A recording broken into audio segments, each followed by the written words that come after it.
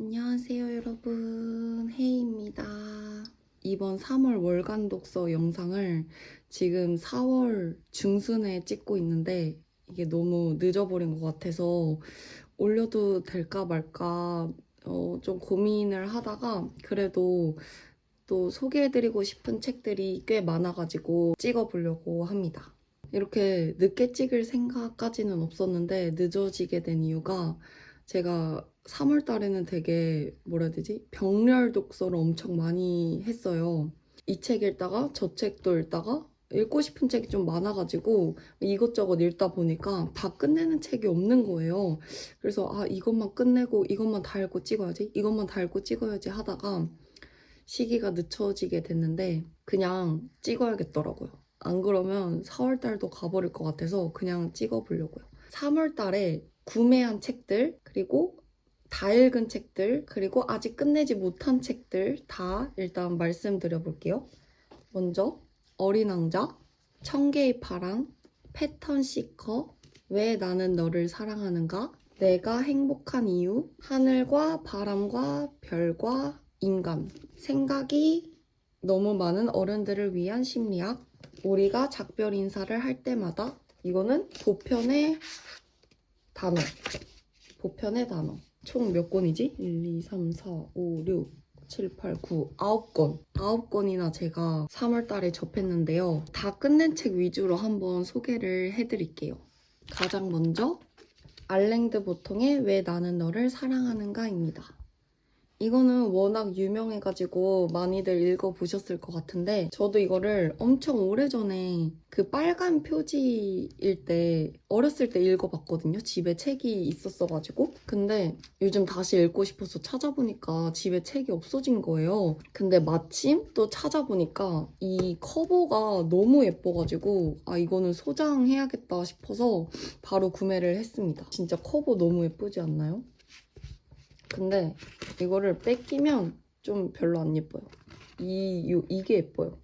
제가 이거를 어렸을 때 읽었을 때는 그때는 뭐 연애도 안 해보고 그냥 사랑의 사자도 몰랐었을 때여가지고 별로 공감을 하지 못했었어요. 그래서 막 그렇게 기억에 남는 책이 아니었는데 확실히 20대 중반이 되고서 다시 읽어보니까 이 공감 가는 그 와닿는 것 자체가 너무 다르더라고요. 그리고 실제로 이 알랭드 보통이 25살 무렵에 이 책을 썼다고 해요. 그래서 이걸 보면은 그냥 이거는 자기가 경험하지 못하면은 이제 쓸 수 없는 그런 내용이 담겨 있는데 사랑에 대한 이게 두 남녀가 운명적으로 이제 비행기에 서로 옆자리에 앉게 되면서 그 남자가 여기서 나오는 나가 클로이라는 여자한테 이제 빠르게 사랑이라는 감정을 느끼게 되고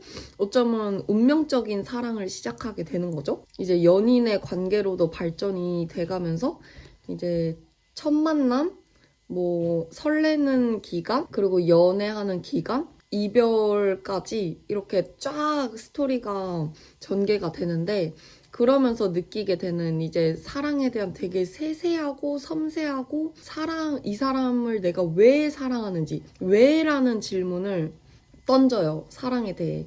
여러분들은 누군가를 사랑하는데 왜라는 질문을 해본 적 있나요?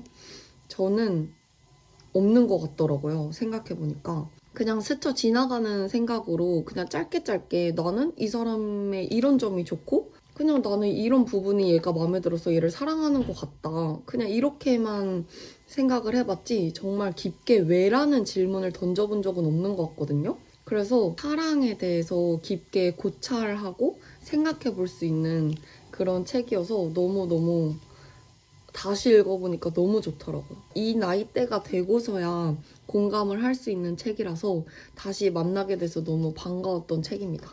한번 인상 깊었던 구절을 말씀드리자면 여기 172페이지에 행복에 대한 두려움이라는 목차에 나오는 문단인데 사랑의 가장 큰 결점 가운데 하나는 그것이 비록 잠시라고는 해도 우리에게 심각한 행복을 안겨줄 위험이 있다는 것이다. 정말 그렇잖아요. 누군가를 사랑하는데 그 사람을 얼만큼 사랑하느냐에 따라서 정말 그 사랑한 만큼 그 고통도 견뎌야 되는 거잖아요. 그리고 그 고통을 알고 있음에도 불구하고, 그러니까 예측함에도 불구하고 그 사람이랑의 사랑을 시작하는 거고 지속하는 거잖아요.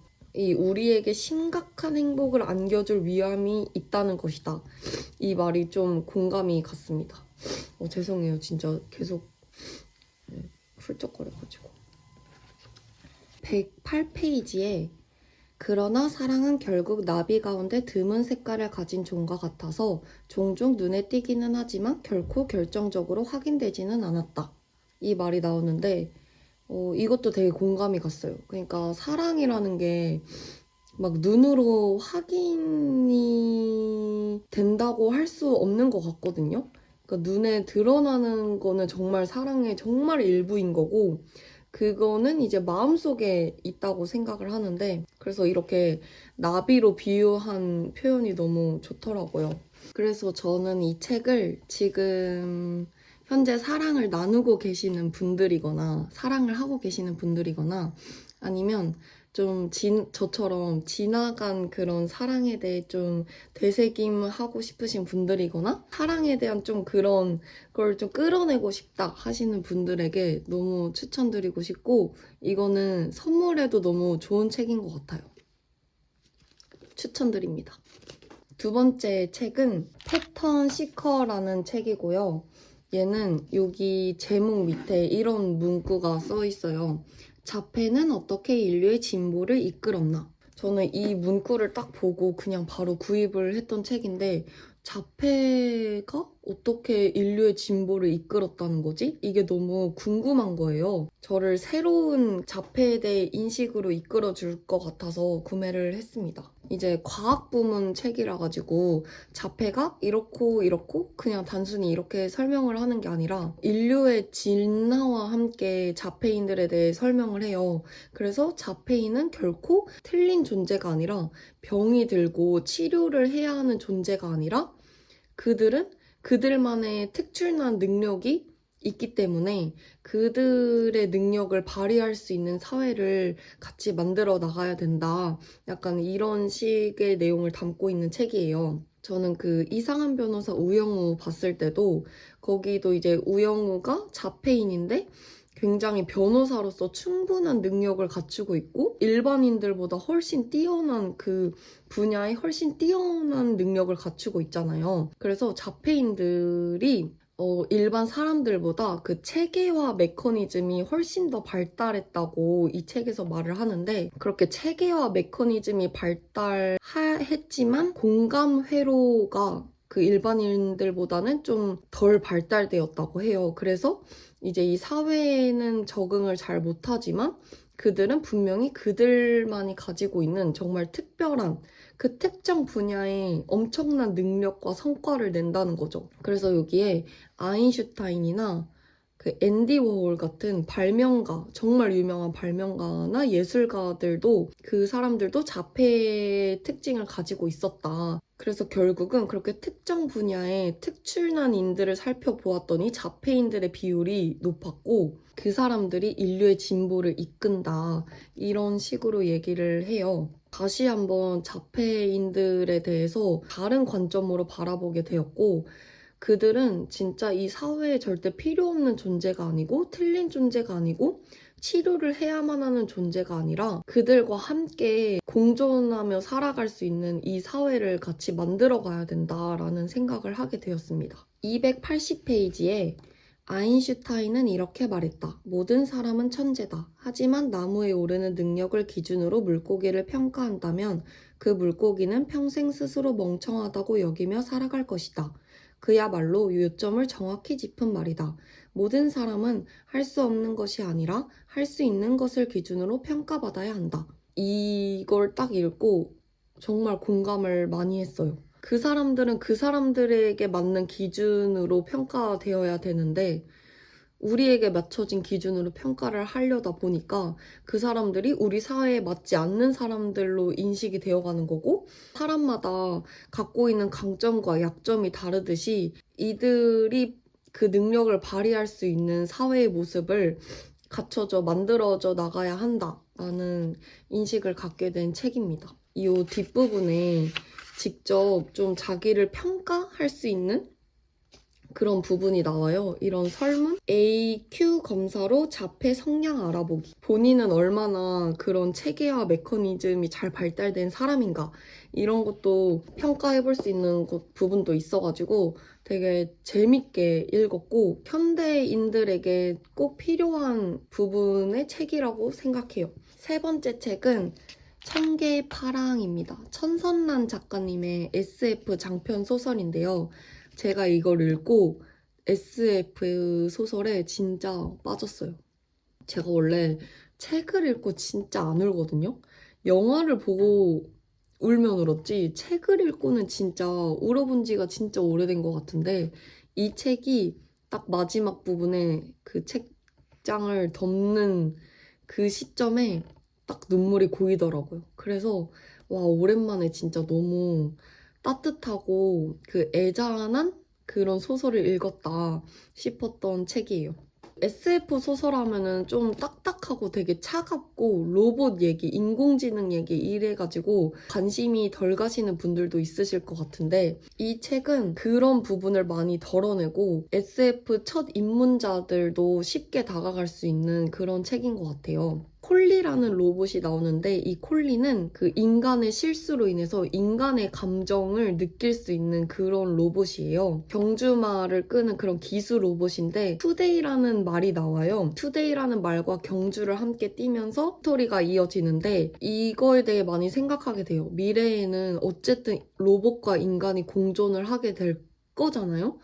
저는 그게 먼 미래라고 생각하지 않거든요. 우리가 한 번쯤은 정말 떠올려보고 상상해볼 수 있는 미래잖아요. 그래서 인간과 로봇의 공존, 그리고 동물까지. 인간과 로봇과 동물의 공존 생각해볼 수 있는 것 같아요. 굉장히 사회적으로 시사될 만한 그런 부분들이 딱딱하지 않게 정말 잘 녹여든 그런 SF 소설인데 이미 이 행성은 인간 중심의 행성이 됐잖아요. 사람의 손길이 닿지 않는 세상 밖으로 나가면 어느 동물도 살아남지 못해요. 동물들이 살 수 있는 네트워크가 아예 존재하지 않아요. 이걸 해결하기 위해서는 어떤 부분을 고치는 게 아니라 처음부터 아예 다시 프로그래밍을 해야 한다는 말이에요. 이 사회가. 다시 한번 인간이라는 존재에 약간의 회의감이라고 해야 되나? 그리고 또 302페이지에 살아있다고 느끼는 순간이 행복한 순간이에요. 살아있다는 건 호흡을 한다는 건데 호흡은 진동으로 느낄 수 있어요. 그 진동이 큰 순간이 행복한 순간이에요. 이게 콜리가 한 말이거든요. 여기에서 나오는 콜리는 어쩌면 인간보다 더 인간다운, 때묻지 않는 인간이라고 해야 되나? 콜리가 하는 말에서 굉장히 따뜻함을 많이 느끼고 우리가 삶에서 진정으로 느껴야 할 그런 감사함과 뭔가 행복감 이런 것도 좀 느낄 수 있었던 것 같아요. 저 이거 그 친구한테 선물 받았던 책이거든요. 제 친구 유다미가 선물해줬던 책인데 선물해준 유다미에게 너무 고맙게 생각하고 있을 정도로 진짜 재밌게 읽었던 소설이고 너무 유익했던 소설이에요. 정말 추천드립니다. 네 번째 책으로는 이거입니다. 이것도 유다미가 최근에 선물해준 책이에요. 생각이 너무 많은 어른들을 위한 심리학. 이 책이 되게 베스트셀러에서 계속 보였어가지고 어플을 저는 자주 들어가 보거든요. 교보문고에서 거의 구입을 해가지고 이거를 딱 선물해 주더라고요. 자기가 요즘 읽고 있는데 너무 좋은 것 같다 그러면서 어른들을 위한 이 나이 때에는 겪게 될 수밖에 없는 그런 고민거리에 대해 해결을 해주는 그런 책인데 저는 이거를 한 2, 3일 만에 끝냈었거든요. 근데 이 책은 약간 그렇게 읽는 것보다는 만약에 요즘 부정적인 생각이 너무 많이 든다. 이거를 좀 해결하고 싶다. 어딘가에 그 생각을 풀 때가 필요하다 할 때 여기에 나오는 그 챕터를 찾아서 읽는 게 훨씬 좋은 것 같아요. 제가 퇴사를 한 지 거의 이제 3개월 차? 3개월이 되어 가고 있는데 최근에 되게 좀 무기력함도 느끼고 다시 뭘 잘할 수 있을까? 이런 고민이 되게 많았어요. 물론 이런 고민을 하는 시기가 꼭 오겠다 라고 이제 각오를 하고 퇴사를 하기도 했지만 저는 이 시기가 저한테 분명 올 거라고는 예상을 했거든요. 근데 또 막상 이게 사람이 그 상황에 주어지다 보니까 극복해 나가는 게 사실 그렇게 쉬운 일은 아니잖아요. 그때 이제 이 문장이 좀 힘이 되었는데 세상이 내 모든 것을 빼앗고 나에게 최악의 상황을 주었더라도 나에게는 절대 빼앗길 수 없는 한 가지가 있음을 기억해야 한다. 그것은 바로 그 상황을 어떻게 받아들일 것인가에 대한 내 선택권이다. 내가 어떤 상황에 던져지더라도 그게 좋든 상황이든 나쁜 상황이든 그 상황을 어떻게 받아들이냐에 따라서 그거를 어떻게 받아들이느냐는 나의 선택권이라는 거죠. 그 상황을 어떻게 판단하고 어떻게 느낄지는 모든 게 다 제 선택권이라는 거죠. 그래서 이 상황을 그냥 조금 저는 즐기기로 했거든요. 어차피 이런 시기가 올 거라고 예상도 했었고 그냥 이 상황을 좀 즐기면서 정말 내가 하고 싶은 걸 다시 찾아보는 시간이라고 생각을 하고 또 나중에 지났을 때는 분명히 이 시기가 그리울 날이 올 거라는 건 저는 알아요.